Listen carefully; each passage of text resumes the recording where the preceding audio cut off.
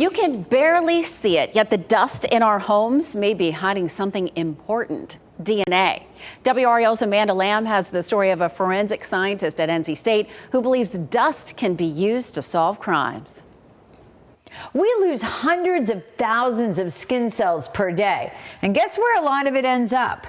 In our household dust. I was just thinking about potentially untapped evidence sources that could be used to help provide investigative leads. For NC State forensic scientist Dr. Kelly Meiklejohn, the dustier the house, the better. We're looking at alternate sources of evidence that may be overlooked, so a perpetrator probably won't clean up dust. Meiklejohn had a theory that dust contained DNA.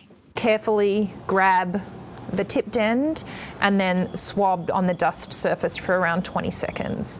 She asked 13 people to swab places in their homes where dust collects, on furniture, picture frames, door frames. And then we would put the swab into a tube for DNA extraction. 93% of the time, Meiklejohn was able to identify DNA of people living in the home from the dust. And so then it'll give us information as to how well the sequencing completed. We can say, yes, we can see that individual is in their dust. And we're also able to detect non-occupants. 50% of the time, her tests revealed DNA from other people who had been in the home. She believes this could help investigators solve crimes. For them, so this could be something that they could look at to help potentially in those cold cases that they don't have any leads.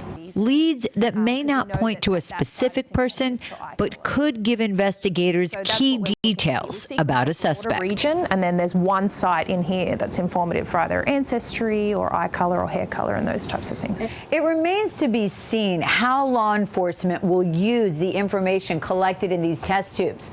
But one thing we know for sure, more information in a criminal investigation is a good thing. Amanda Lamb, WRAL News, Raleigh. Meiklejohn's study was published just this week in the Journal of Forensic Sciences. If you're interested in how investigators use DNA to solve the cases of missing and murdered people, check out WRAL's podcast, What Remains. You can find it on Apple, Spotify, or wherever you get your podcasts.